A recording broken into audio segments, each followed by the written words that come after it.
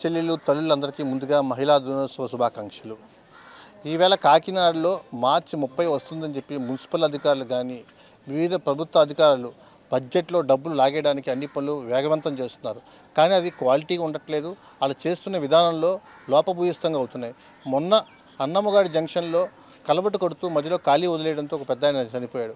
ప్రభుత్వం అన్ని డిపార్ట్మెంట్లు కూడా ప్రైవేట్ స్థలాల్లో కానీ ఎక్కడైనా వ్యవహారం చేస్తుంటే సేఫ్టీ నామ్స్ ఫాలో అవుతున్నారా లేదా చెక్ చేసే డిపార్ట్మెంట్ ఉండగా ప్రభుత్వ అధికారుల మీదే అజమాయిషీ లేకపోవడం చాలా దురదృష్టకరం. మేము ఒకటే చెప్తున్నాం, మీరు పారదర్శకతతో పనిచేయడంతో పాటు బాధ్యతంగా పనిచేయాలని చెప్పి ప్రభుత్వ అధికారులను విన్నవించుకుంటున్నాం. ఎందుకంటే మీరందరూ ప్రభుత్వ అధికారులు ప్రజలకు రక్షణ కల్పించాలి, సేవ చేయాలి తప్ప వాళ్ళ ప్రాణానికి రక్షించే నష్టం విధంగా చేయకూడదని చెప్పి విన్నవించుకుంటూ ఎల్లప్పుడూ ప్రజల తరపున పోరాడే పార్టీ వైఎస్ఆర్ పార్టీ, వాళ్ళ తరపున ఏ సందర్భంలో కూడా మేము నిలబడతామని చెప్పి మహిళలకి ధైర్యం చెప్తూ గడప గడప చేసుకుంటూ వెళ్తున్నాం.